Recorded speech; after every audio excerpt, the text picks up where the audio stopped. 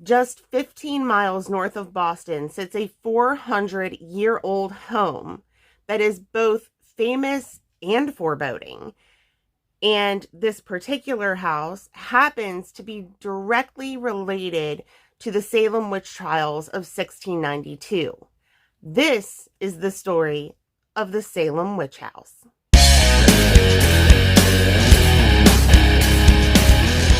Hey guys, what's up? I'm Kira Shanae. Welcome back to another Ghost Stories and Makeup.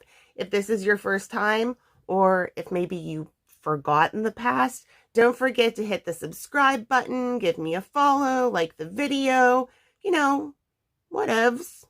The hauntings in the Salem Witch House go way beyond the hysteria that started in the 1600s. I don't feel good.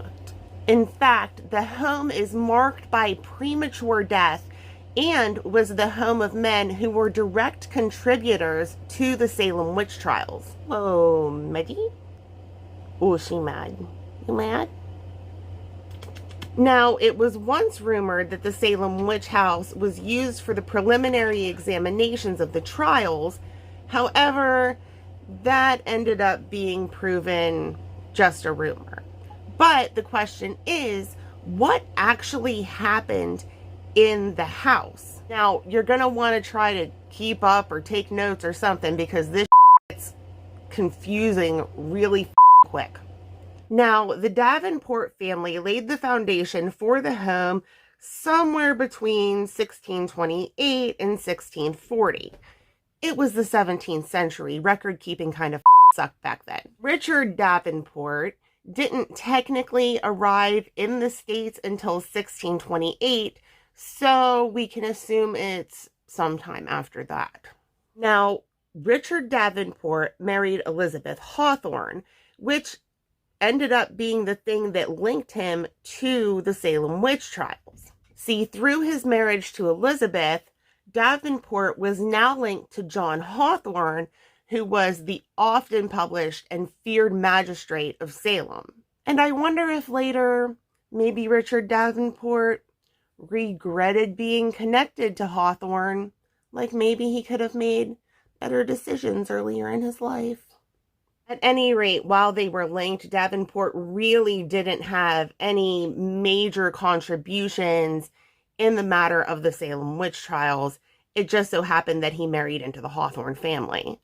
I'm sick and my voice sounds like absolute shit. Now, while Davenport's marriage to Elizabeth Hawthorne didn't get him directly involved with the Salem Witch Trials, he would eventually work right alongside Jonathan Corwin, who was, well, he was a but in the end, Davenport was struck by lightning and his son was left the property that we know now as the Salem Witch House. This is important because when the Salem Witch House changes hands, some gnarly shit starts happening.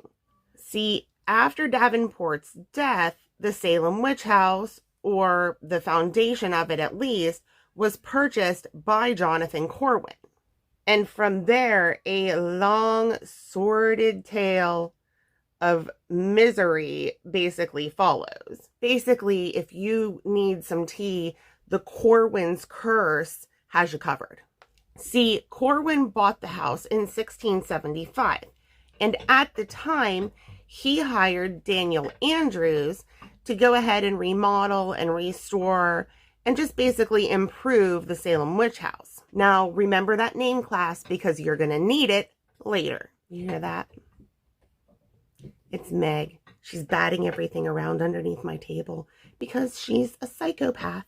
Now, I don't know if you believe in karma, but I'm thinking that bitch might have been getting a head start, because after the Corwins moved into the house, there was a lot of death. Like, so much death that it's almost sus. In a very short period of years, Jonathan and Elizabeth Corwin had 5 children die while living in the house. Now, this was like before and during-ish the Salem Witch Trials were actually happening, which, makes me suspicious that maybe karma was trying to get her hands on someone. Jonathan, who was born in 1684, died at 9 weeks old. Then Margaret, born in 1685, died at 6 months old. Anna, born in 1687, did live until she was 19 years old, but then she ended up dying a really untimely death. Then 2 more children, Jonathan and Herbert, died at 3 months and 8 weeks old, respectively.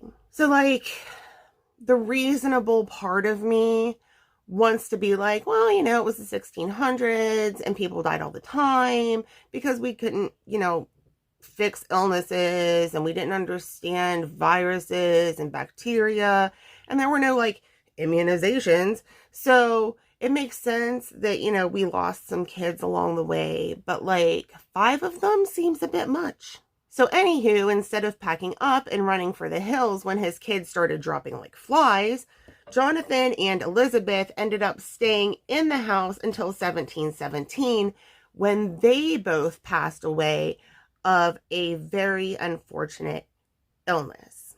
But then one of their surviving sons, Reverend George Kerwin, took over overseeing the house until 1717 when he also passed away, and then his wife followed him in 1718. Now, I know this is all super convoluted because I don't have actual months and days associated with these deaths, but it was just like dead, dead, dead, dead, dead.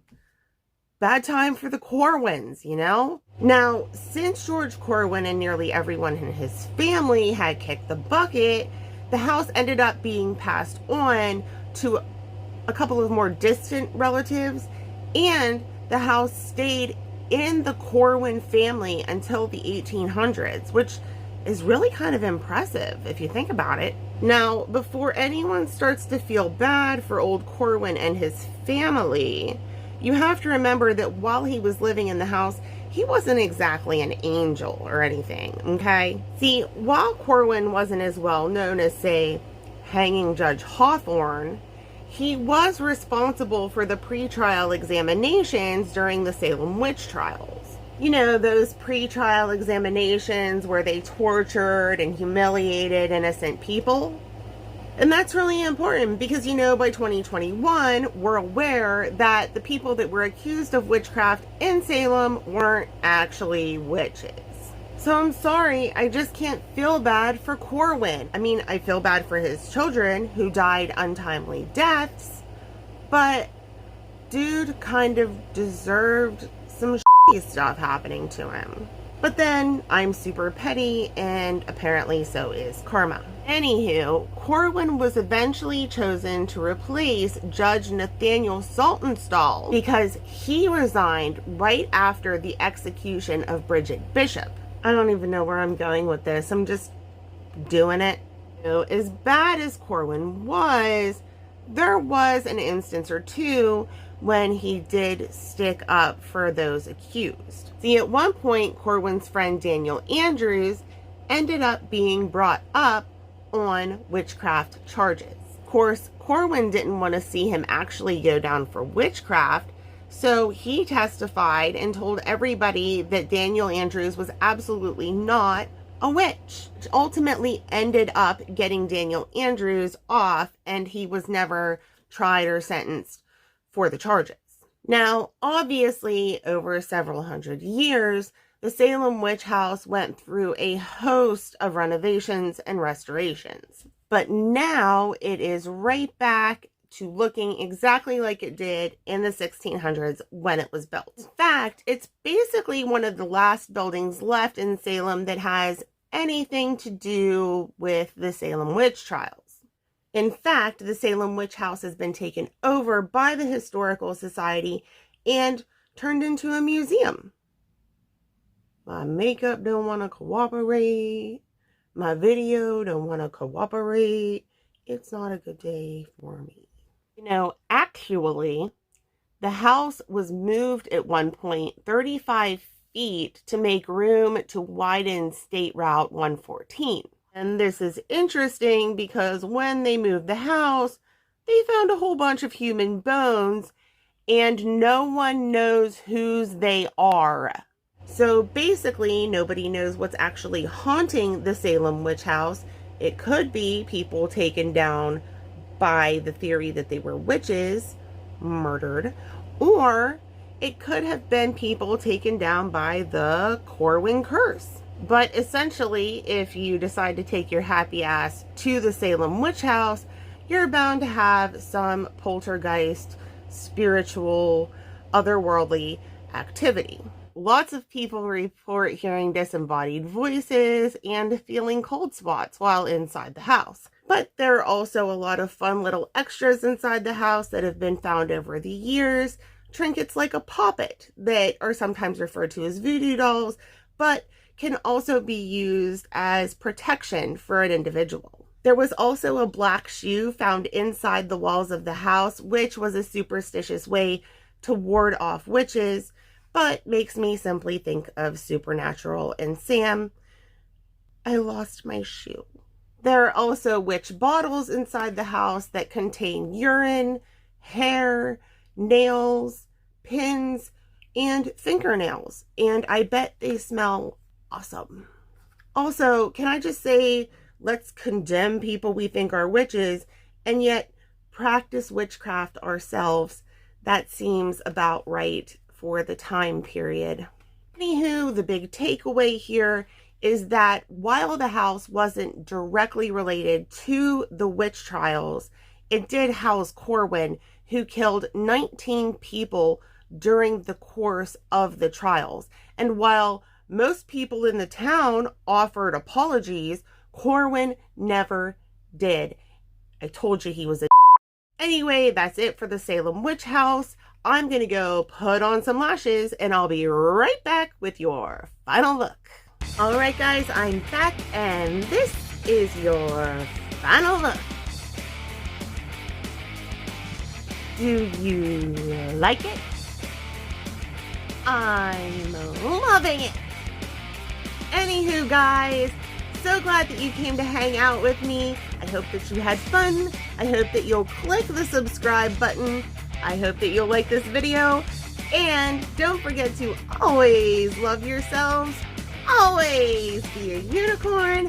And I'll see you next time. Bye!